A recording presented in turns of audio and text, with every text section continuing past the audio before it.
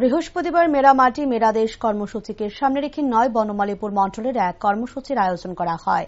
নয় বনমালীপুর মণ্ডলের অন্তর্গত সমস্ত বুথ থেকে সংগ্রহ করা মাটিগুলিকে বড় পাত্রের মধ্যে করে দিল্লিতে পাঠানোর ব্যবস্থাপনা করা হয়। বিভিন্ন বুথ থেকে মাটিগুলো সংগ্রহ করে একসঙ্গে জমা করে বিজেপির রাজ্য সভাপতি রাজীব ভট্টাচার্য। বিজেপির রাজ্য সভাপতি রাজীব ভট্টাচার্য বলেন, সবাই অবগত আছে যে প্রধানমন্ত্রী আহ্বান করেছিল আমার মাটি আমার দেশ কর্মসূচির উদ্যোগ গ্রহণ করার জন্য। আর এই কর্মসূচির অঙ্গ হিসেবে দেশের বিভিন্ন জায়গা থেকে মাটি সংগ্রহ করে দিল্লিতে ৭৫টি গাছ নিয়ে অমৃত বাটিকা তৈরি করা হবে। তারই অঙ্গ হিসেবে 2 দিন ধরে সমস্ত বুথের মাটি সংগ্রহ করে মণ্ডলে এনে জমা করা হয়েছে।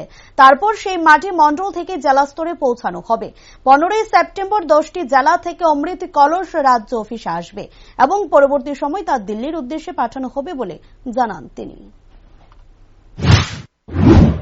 আপনারা সবাই অবগত আছেন যে আমাদের দেশের যশস্বী প্রধানমন্ত্রী উনি আহ্বান করেছেন মেরা মাটি মেরা দেশ, অর্থাৎ আমার মাটি আমার দেশ।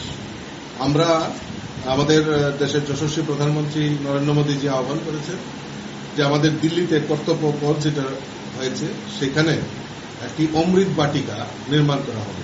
৭৫টি গাছ দিয়ে সেখানে অমৃত বাটিকা তৈরি করা হবে। তার প্রয়োজনীয়তা সেই মাটি দিয়ে অমৃত বাটিকা তৈরি হবে। তারই অঙ্গ হিসাবে আমাদের সমস্ত গ্রাম পঞ্চায়েত থেকে শুরু করে জেলা পরিষদ, পঞ্চায়েত সমিতি সমস্ত জায়গায় সরকারি তরফ থেকেও করছে।